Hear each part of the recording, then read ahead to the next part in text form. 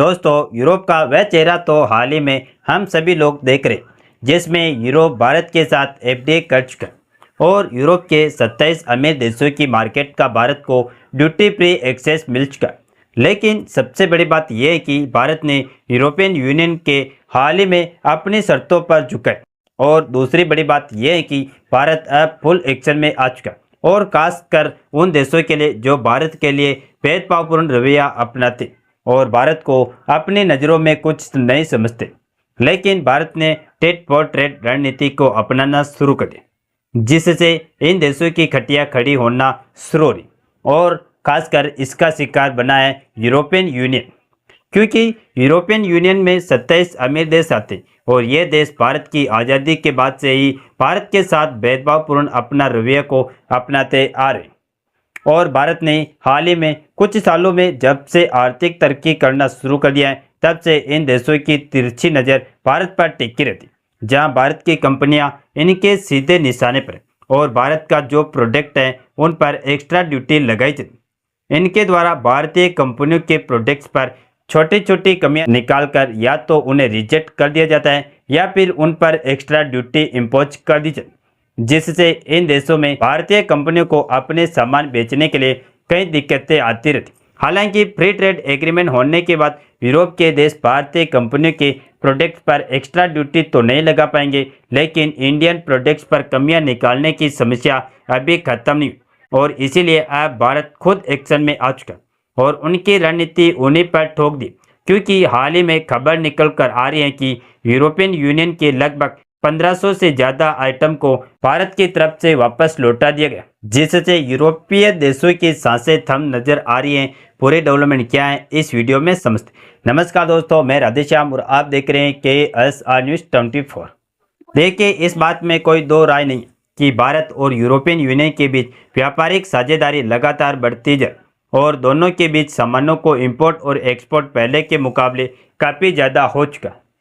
लेकिन जैसे जैसे भारत आगे बढ़ रहा है और खासकर बीते कुछ सालों में जब भारत आर्थिक रूप से पहले से कई ज़्यादा मजबूत बन चुका, तो कई देशों के भारत की यह तरक्की चुभने लगी। यही वजह है कि कई देश भारत के टांगे खींचने में लगे और भारत के टांगे खींचने वालों में यूरोपियन यूनियन का नाम भी काफ़ी ज़्यादा ऊपर आता है। हालांकि ये बात भी सच है कि यूरोप के सभी देश भारत की तरक्की से परेशान नहीं, लेकिन यूरोपियन यूनियन के भीतर मौजूद ज़्यादातर देश ऐसे हैं जो भारत को आगे बढ़ते हुए देखना नहीं चाहते। लेकिन हाल ही में यूरोपियन यूनियन की कंपनियों को भारत की तरफ से एक ऐसी लताड़ पड़ी है जिसे वह लंबे समय तक याद रखने वाली है। भारत ने इस बार जैसे को तैसा की नीति अपनाते हुए यूरोपियन देशों को जोरदार झटका दिया। दरअसल भारत ने हाल ही में यूरोप से भेजे गए 1500 से ज़्यादा फूड प्रोडक्ट्स को वापस लौटा दिया। इस फैसले से यूरोपीय कंपनियों को भारी नुकसान हुआ और भारत के खिलाफ रणनीति बनाने वाले यूरोपियन यूनियन देशों की हालत अब ठंडी पड़ती हुई नजर आ रही। भारत ने न सिर्फ इन फूड प्रोडक्ट्स को वापस भेज दिया है, बल्कि उन पर पूरी तरह से बैन भी लगा दिया, जिससे यूरोपियन देशों को इतना बड़ा झटका लगा कि शायद उन्होंने कभी सोचा भी नहीं होगा। अगर आंकड़ों की बात करें तो यूरोपियन यूनियन के लिए भारत फूड प्रोडक्ट्स का एक बहुत बड़ा बाजार है, जहां से यूरोप अच्छी खासी कमाई करता रहा है। मौजूदा समय में भारत दुनिया के करीब 100 से ज़्यादा देशों से फूड प्रोडक्ट्स इंपोर्ट करता है, जिनमें यूरोपियन यूनियन के साथ साथ चीन, अमेरिका, यूएई और ऑस्ट्रेलिया जैसे देश शामिल हैं। लेकिन आपको जानकर हैरानी होगी कि भारत में सबसे ज़्यादा फूड प्रोडक्ट्स का इंपोर्ट चीन से होता है और उसके बाद दूसरे नंबर पर यूरोपियन यूनियन आता है, जहां से हर साल करीब 2.3 बिलियन डॉलर के फूड प्रोडक्ट भारत भेजे जाते हैं। हालांकि इसका यह मतलब बिल्कुल नहीं है कि भारत फूड प्रोडक्ट के लिए इन्हीं देशों पर निर्भर है। सच यह है कि भारत खुद एक बड़ा फूड एक्सपोर्टर देश बन चुका है, यानी कि भारत ने अपनी कमाई का रास्ता तो यूरोपियन मार्केट के माध्यम से खोल दिया। क्योंकि आप लोग सोचते होंगे कि किस तरीके से भारत सिर्फ इंपोर्टर नहीं, बल्कि सच्चाई यह है कि भारत खुद एक बड़ा फूड एक्सपोर्टर बन चुका है। भारत जहां एक तरफ फूड प्रोडक्ट्स इंपोर्ट करता है, वहीं दूसरी तरफ भारत में तैयार होने वाले फूड प्रोडक्ट्स का एक्सपोर्ट एशिया के चीन, बांग्लादेश, यूएई और ईरान जैसे देशों के साथ साथ यूरोप के नीदरलैंड, स्पेन, इटली और यूके जैसे देश में भारी मात्रा में किया जाए। बीते साल 2023 और 24 में भारत ने करीब $53 बिलियन के फूड प्रोडक्ट का एक्सपोर्ट किया, जो अब तक का सबसे बड़ा आंकड़ा माना जाए और आने वाले समय में इसके और बढ़ने की पूरी उम्मीद है। पिछले 1-2 सालों में भारत के एक्सपोर्ट में आई तेजी से देश की अर्थव्यवस्था भी तेजी से आगे बढ़ी, लेकिन यही बात यूरोपियन यूनियन के कई देशों को रास नहीं आ रही।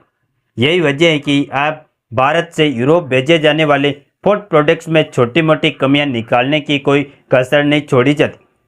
कई बार प्रोडक्ट्स को रिजेक्ट कर दिया जाता है और जिन प्रोडक्ट्स को एंट्री मिलती भी है उन पर भारी टैक्स लगा दिया जाता है, जिससे भारतीय कंपनियों का प्रॉफिट मार्जिन कम हो जाता है और उन्हें यूरोपियन बाजार में टिके रहना मुश्किल हो जाता है। 1 साल पहले यूरोपियन यूनियन ने भारत के कई मसालों और अन्य फूड प्रोडक्ट्स में खामियां निकालकर उन पर बैन लगा दिया था,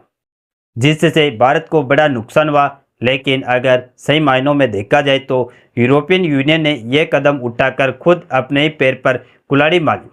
जैसे ही यूरोप ने भारतीय कंपनियों पर बैन लगाया, वैसे ही भारत एक्शन में आ गया और भारत ने अपने फूड इंपोर्ट नियमों को और ज़्यादा सख्त कर लिया। इसके बाद खबर सामने आई कि पिछले 2 वित्त वर्षों में भारत ने सख्त गुणवत्ता और सुरक्षा मानकों को पूरा न करने वाले करीब 1500 फूड आइटम्स को वापस लौटा दिया। इनमें से लगभग 550 आइटम को भारत ने उस समय के बीते कुछ महीनों में ही रिजेक्ट कर दिया, जबकि करीब